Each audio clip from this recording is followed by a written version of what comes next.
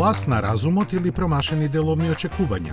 Што и да е, реалност е дека и Мерцедес го забавува темпото на електрификацијата кое според зборовите на одговорните во Штутгарт во иднина ќе биде одредено од пазарните услови и желбите на клиентите.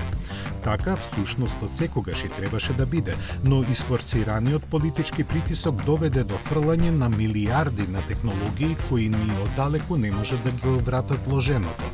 За да не биде така и понатаму, Мерцедес го запре развојот на новата платформа наменета за големите електрични модели кои требаше да бидат готови за втората генерација на EQS и EQE некаде до 2028 година.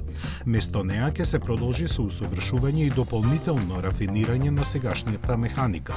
Финансиските аналитичари проценуваат дека со тоа ќе бидат заштедени помеѓу 4 и 6 милиарди евра. Оваа одлука потврдува дека Мерцедес нема да може да ја оствари целта до крајот на деценијата да стане марка која нуди само електрични возила на пазарите каде тоа е можно, пред се Европа и Америка. Проценките сега се дека дотогаш само половина од продажбата ќе бидат електрифицирани автомобили, вклучувајќи ги и плагин хибридите.